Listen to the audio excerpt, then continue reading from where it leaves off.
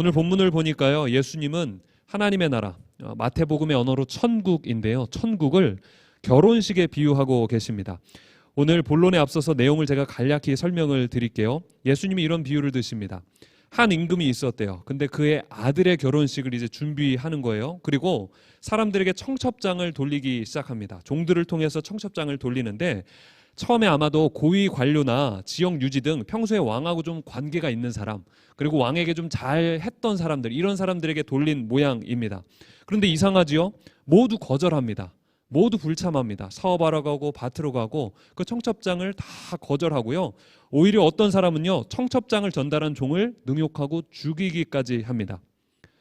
그러니까 임금이요, 아주 화가 났어요. 그래서 그 사람들을, 그리고 그 마을 아주 엄벌에 처하게 되지요. 그리고 종들을 새롭게 거리로 내보냅니다. 사거리로 내보내면서 말씀하시는 거죠.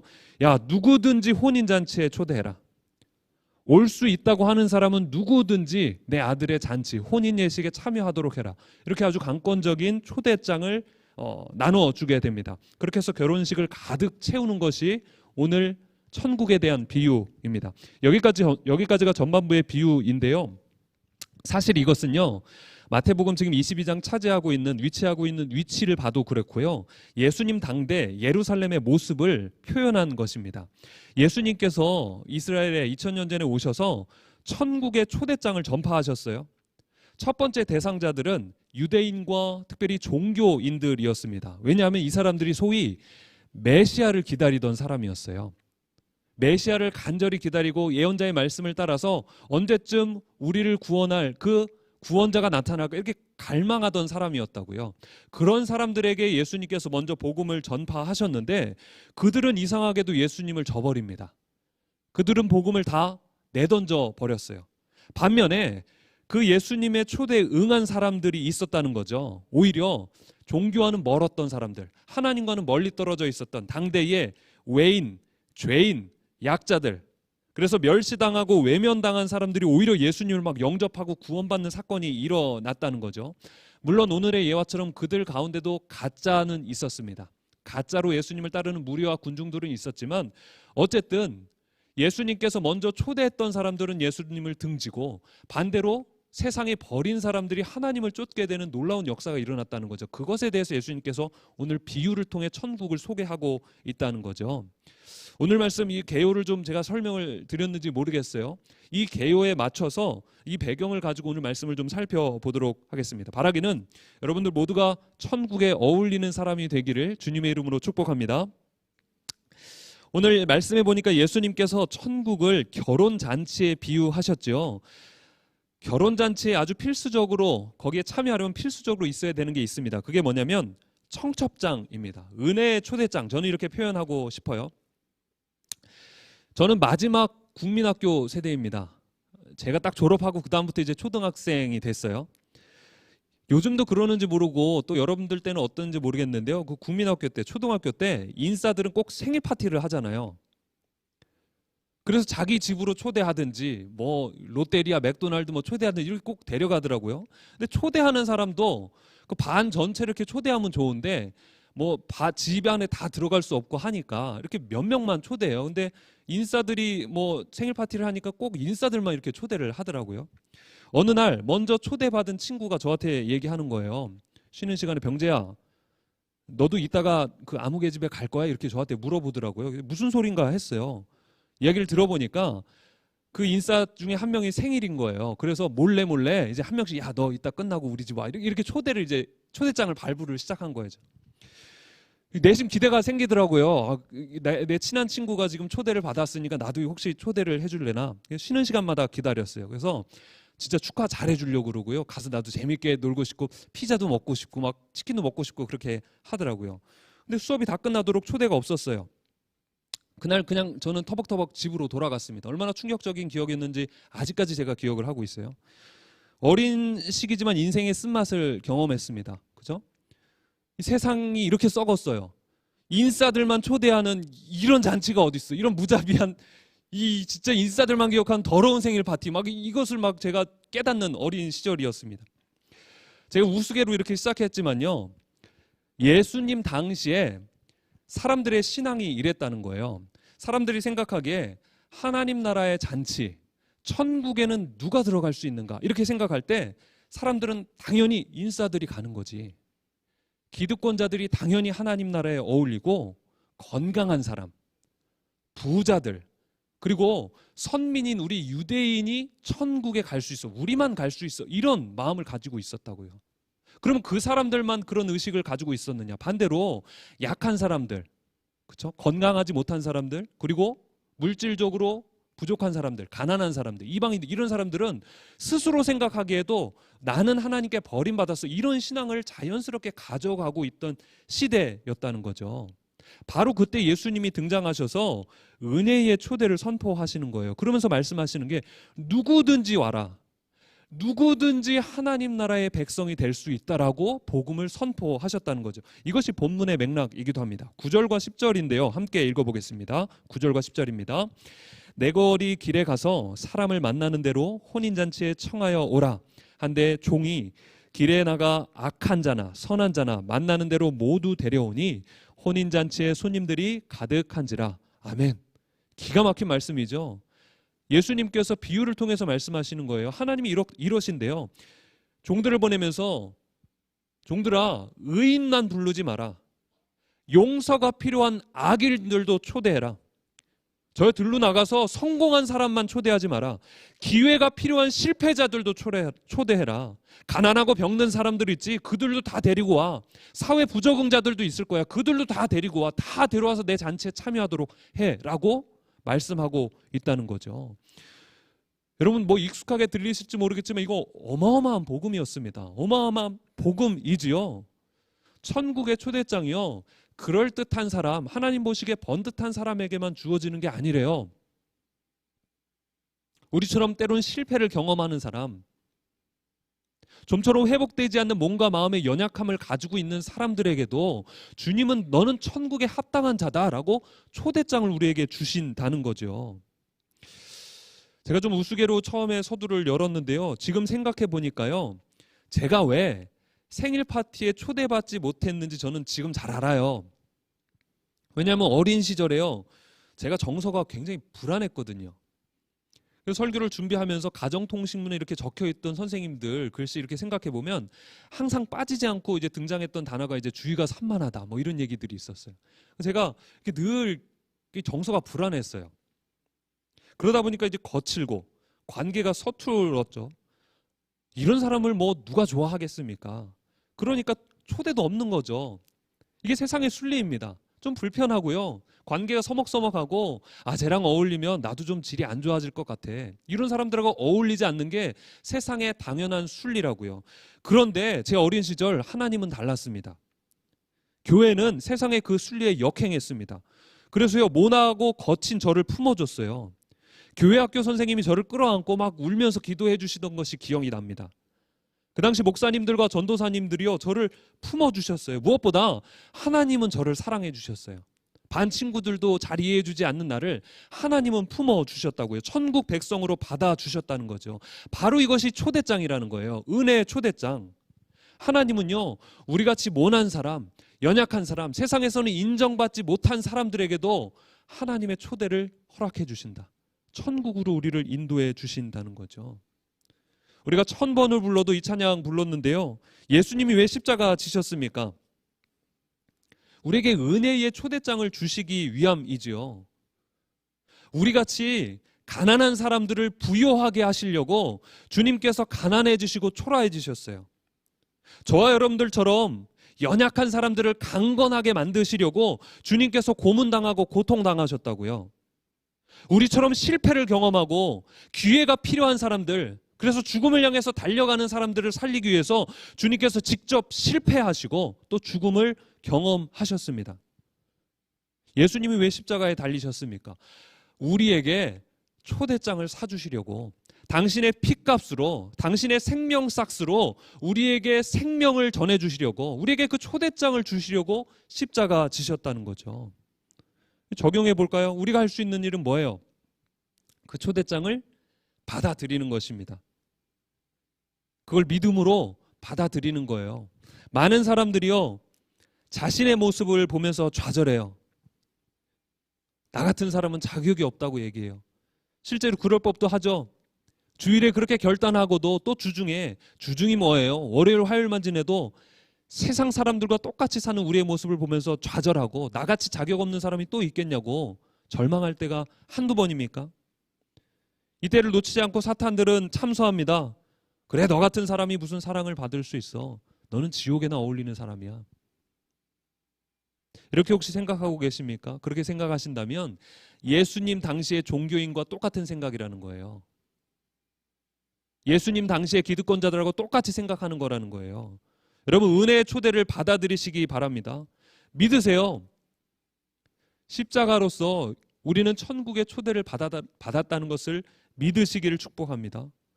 그럼에도 불구하고 안 믿어지세요?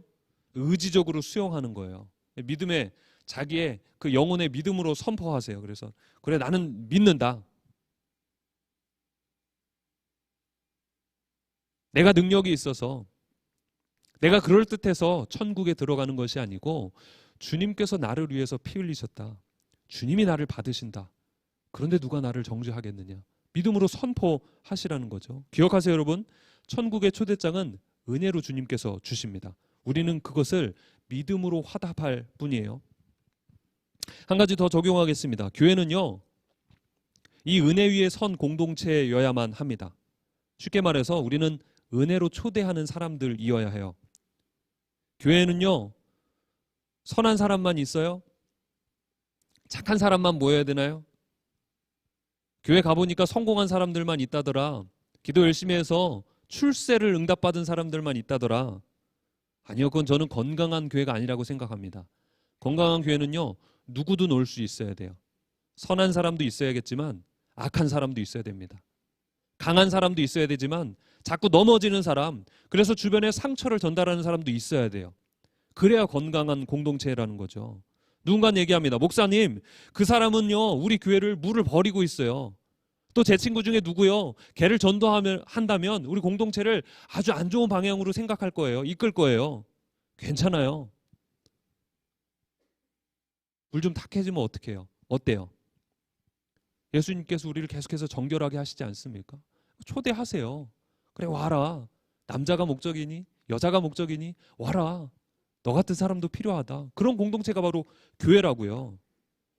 또 누군가를 전도하려고 하는데, 누군가를 함께 데려오려고 하는데 손이 많이 가는 사람인가요? 목사님, 그 친구는 챙겨줄 게 많아요. 돌봐야 될 사람이에요. 당연히 와야죠. 그래서 혼자 돌보는 게 아니고 우리가 같이 돌봐야 되죠. 교회는요, 악인들도 있어야 돼요. 약자들도 있어야 돼요. 그들이 있어야 더 건강한 공동체가 될 수 있습니다. 그들을 여러분 은혜로 초대하시기를 바랍니다. 오늘 말씀을 기억하세요. 주님께서 비유를 통해서 말씀하시는 거예요. 악한 자든 선한 자든 누구든 초대해라. 천국의 초대는 은혜이다. 누가복음 5장 32절입니다. 내가 의인을 부르러 온 것이 아니요 죄인을 불러 회개시키러 왔노라. 바라기는 은혜의 초대에 화답하고 또한 그 초대를 전하시는 여러분이 되기를 주님의 이름으로 축복합니다. 제가 지난 주말에 결혼식 다녀왔습니다. 우리 가운데도 함께 참여한 청년들이 많이 있는데요. 많은 청년들이 함께 축복했어요. 그 중에 한 청년이 눈에 띄었습니다. 평소에는요, 이 편하고 수수한 복장을 즐겨 입는 형제였습니다. 그런데 결혼식에서는 달랐어요. 잠깐 봤는데요. 로비에서 서 있는 거 잠깐 봤는데 아주 훌륭하게 빼입었더라고요. 본인도 그 모습이 참 마음에 들었나 봐요. 토요일이 지나고 주일이 됐습니다. 제가 예배당에 들어가는데 그 청년이 저를 붙잡더니 막 이런저런 거 물어보더라고요. 그리고 본심을 얘기했습니다. 목사님, 저 어제 어땠어요? 때깔 좀 났나요? 덕분에 웃었는데요. 확실한 거는 예의가 있는 청년이더라고요. 평소에는 수수한 복장 편하게 입는데 이 잔치 때, 저 결혼식 때는 복장을 아주 간결하게 단정하게 이렇게 챙겨 입었더라는 거죠. 왜 이런 말씀을 드리냐면요, 천국은 결혼 잔치와 같다고 했죠. 때문에 오늘 본문을 살펴보니까요, 초대장을 받아서 들어가는 것도 중요한데 어울리는 복장이 필요하다는 거죠. 오늘 본문의 표현으로 예복이 필요하다, 그렇게 성경은 이야기하고 있습니다. 11절부터 13절까지의 말씀을 읽어보겠습니다.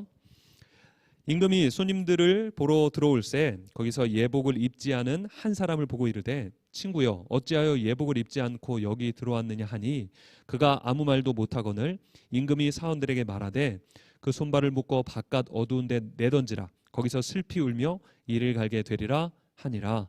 아멘. 갑자기 분위기가 싸해졌습니다. 임금이여 은혜로 잔치에 많이 모두를 초대했다고 그랬어요. 근데 그 중에 한 사람이 추방되는 모습을 보여주고 있어요. 이유가 뭐냐? 봤더니 복장 불량이라는 거죠. 야, 그 옷 잘 안 챙겨 입었다고 그 초대장도 은혜로 준 이 임금이 그걸 내쫓을 수 있냐 이렇게 생각할 수 있는데요. 이건 고대 근동 사회에서 봤을 때, 고대 중동의 사회에서 봤을 때 아주 무례한 행동이었습니다. 왜냐하면 그 당시 문화상 결혼식에 참여하는 사람은 무조건 예복을 입어야 됐습니다. 특별히 예복이 없는 가난한 사람들이 있었을 거 아니에요. 그런 사람들은요, 주인이 초대할 때 그들에게 예복을 한 번씩 마련해 줬습니다. 그러니까 예복 없이 참여했다는 것은 무슨 얘기냐면 성의와 마음 자체가 없다는 거예요. 오늘 비유해 보니까 그 결혼식으로 초대하는 사람이 누구예요? 오늘 비유에 따르면 임금이죠. 그러니까 임금님께서 사람들을 초대하면서 얼마나 훌륭한 복장, 얼마나 훌륭한 정장을 한 번씩 빼줬겠냐고요. 그러니까 이 사람도 분명히 그런 복장을 받았을 겁니다. 그런데 막상 잔칫날에 됐는데 그냥 쭈뼛쭈뼛 그냥 뭐 작업복 입고 나타난 거예요. 수면 바지 입고 나타난 거예요. 그러니까 이 잔치를 아주 망치고 있다는 거죠. 그러니까 주님께서 이때 지적하시는 건 뭐냐면 네가 천국의 초대를 받았는데 그것에 합당한 마음가짐은 안 되어 있구나. 내가 은혜로 너를 불렀는데 너는 그 은혜를 값없이 만들고 있구나. 그것을 지적하는 본문이라는 거죠. 정리해 보면요. 보세요, 여러분. 하나님의 초대는 누구에게나 열려 있습니다. 그렇지만 아무렇게나 참여해서는 안 됩니다. 천국에 들어가고 싶으세요, 여러분? 천국을 누리고 싶으세요? 그러면 천국의 가치관에 우리의 삶을 맞춰야 된다는 거예요. 하나님의 뜻에 우리의 삶을 조금씩 맞춰가는 것, 그래서 그 잔치를 함께 즐겁게 즐기는 것, 그것이 바로 초대받은 자들에게 필요한 덕목이라는 거죠. 쉽게 얘기해서 어울리는 마음가짐이 필요합니다. 예수님의 제자들을 보세요. 예수님의 제자들 중에서 자격되는 사람이 누구 있었어요? 예수님의 제자들 가운데 근사한 사람 누가 있었어요? 아무도 없었죠. 다 자격 미달이었어요. 그런데 은혜로 다 동참했잖아요. 예수님께서 다 끌고 가시잖아요. 그 중에 한 사람이 가룟 유다였습니다. 가룟 유다도요 자격 미달이었어요. 이 사람은요 탐심이 가득한 사람이었습니다. 그래서 회개를 보면서 몰래 주머니를 채웠던 사람, 착복했던 사람이에요. 예수님이 모르셨을까요? 예수님 다 아셨죠. 근데 마지막까지 데리고 가시는 거예요. 마지막까지 은혜로 끌고 가시는 거예요. 그런데 유다가 그 마음을 바꾸지 않았어요. 그 예복을 바꿔 입지 않았다고요. 천국에 어울리는 마음을 갖기 위해서 노력하지 최소한의 의지조차 없었다는 거죠. 그래서 마지막에 어떻게 해요? 예수님을 그냥 팔아버리는 거 아니에요. 그리고 나서 스스로의 생명을 끊어버립니다. 마지막까지 생명을 자기 것처럼 여겼던 사람, 마지막까지 하나님의 결에 어울리지 못했던 사람이 바로 가룟 유다라는 거죠. 여러분 기억하세요. 천국의 초대는요 누구에게나 열려 있습니다. 그러나 아무렇게나 들어갈 수 있는 나라는 아니라는 거죠. 적용해 볼까요? 천국의 초대는 은혜입니다. 주님께서요 우리가 아직 연약할 때에, 저와 여러분들이 아직 죄인 되었을 때에 우리를 부르셨습니다. 그렇다면 돌아봐요.